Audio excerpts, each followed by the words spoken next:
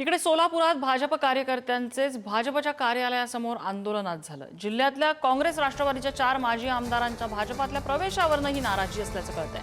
काँग्रेसचे माजी आमदार दिलीप माने यांच्या प्रवेशाला भाजप पदाधिकाऱ्यांनी विरोध केलाय। भ्रष्टाचारी आणि कलंकित नेत्यांचा भाजपा प्रवेश नको असं आप्पासाहेब मोटे यांनी पोस्ट केली आहे।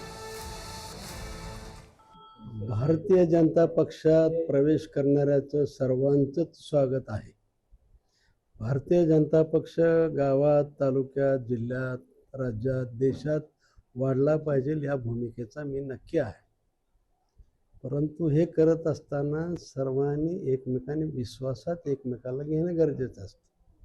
स्थानिकांची काय भूमिका आहे विचारलं गेलं पाहिजे, एवढं करावं असं मला वाटतं। आणि नवीन जे लोक येतात त्यांनी किमान 3-4 वर्ष तरी पक्षासाठी करावं काम, आणि मग पक्षाने त्यांना कोणतीही भूमिका द्यावी, काहीच अडचण नाही। हा जो घडलेला प्रकार आहे अतिशय दुर्दैवी आहे।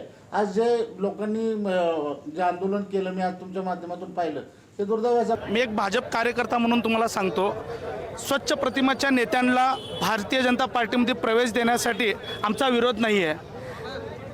आणि 2014 पासून ज्यांनी भारतीय जनता पार्टीला त्रास द्यायचं काम केलं, खोटं गुन्हा दाखल करण्याचं काम केलं व गावागावामध्ये आणि प्रभागामध्ये भारतीय जनता पार्टीच्या निष्ठावंत कार्यकर्त्यांना दाबून ठेवण्याचं काम केलं, अशा काँग्रेसच्या नेत्यांना आमचा विरोध आहे। स्वच्छ प्रतिमेच्या नेत्याला आमचा अजिबात विरोध नाही। आज पंचायत समिती आपल्या ताब्यात आहे, जिल्हा परिषदेचे सदस्य भाजपचे निवडून येत आहेत। आज 2 अंकी संख्यामध्ये महानगरपालिकेचे नगरसेवक निवडून आलेले आहेत। मग हे सगळ्या कार्यकर्त्यांच्या पदाधिकाऱ्यांच्या श्रमामुळे हे आलेले आहेत। ही भाजप यामुळे वाढलेलं आहे। मला या ठिकाणी सांगायचं की या कार्यकर्त्यांची भावना एकच आहे की उद्या महानगरपालिकेच्या जिल्हा परिषदेच्या निवडणुकीमध्ये आम्ही मतदान मागायला जात असताना आपण जर भ्रष्टाचारी लोकांना पक्षात जर घेतलात तर समोरचा मतदार आम्हाला या ठिकाणी सांगितलं नाही पाहिजे की बाबा तुम्ही कुठल्या लोकांना पक्षात घेतलेत, त्यामुळे आम्ही भारतीय जनता पार्टीच्या पक्षाच्या पाठीमागे नाही, अशी भूमिका लोकांकडून येऊ नये। जेव्हा अशा मोठ्या नेत्यांचे प्रवेश पार्टी करत असते तेव्हा पार्टीने काहीतरी त्याचा हिताचा विचार केला असेल,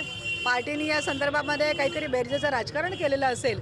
आणि या संदर्भामध्ये माननीय बापूंची पण माझी या विषयावरती चर्चा झालेली आहे, माननीय पालकमंत्री महोदयांची चर्चा झालेली आहे, प्रदेशाध्यक्षांची चर्चा झालेली आहे।